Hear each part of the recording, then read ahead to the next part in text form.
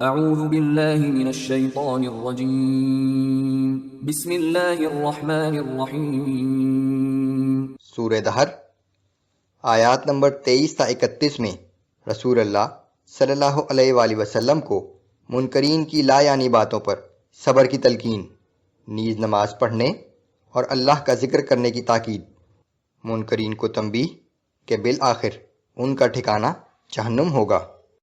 اعوذ باللہ من الشیطان الرجیم انا نحن نزلنا علیک القرآن تنزیلا۔ اے نبی صلی اللہ علیہ وآلہ وسلم، بلا شبہ ہم ہی نے یہ قرآن تھوڑا تھوڑا کر کے بتدریج آپ پر نازل کیا ہے۔ فاصبر لحکم ربک ولا تطع منہم آثما او کفورا۔ لہٰذا آپ اپنے رب کے حکم کے مطابق صبر کیجئے اور ان میں سے کسی گناہ گار یا کافر کی بات پر توجہ نہ دیجئے۔ واذکر اسم ربک بکرۃ واصیلا۔ اور صبح و شام اپنے رب کے نام کا ذکر کرتے رہیں۔ ومن اللیل فاسجد له وسبحه لیلا طویلا۔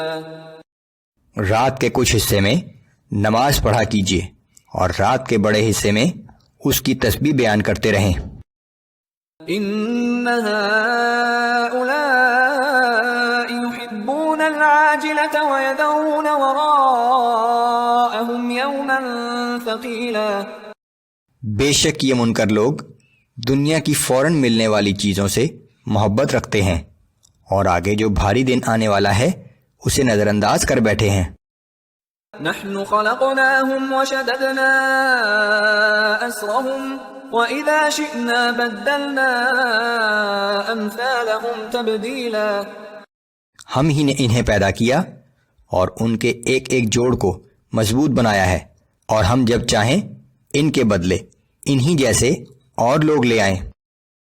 إن هذه تذكرة فمن شاء اتخذ إلى ربه سبيلا۔ بے شک یہ قرآن تو ایک نصیحت ہے، سو جو چاہے اپنے رب کی طرف پہنچنے کا راستہ اختیار کر لے۔ وما تشاءون إلا أن يشاء الله إن الله كان عليما حكيما۔ تم لوگ تو اللہ کی مرضی کے بغیر کسی چیز کی خواہش بھی نہیں کر سکتے، بے شک اللہ سب کچھ جاننے والا اور بڑی حکمت والا ہے۔ يدخل من يشاء في رحمته والظالمين أعد لهم عذابا أليما۔ البتہ وہ جسے چاہتا ہے اپنی رحمت کے دامن میں داخل کرتا ہے، اور نافرمانوں کے لیے تو اس نے دردناک عذاب تیار کر رکھا ہے۔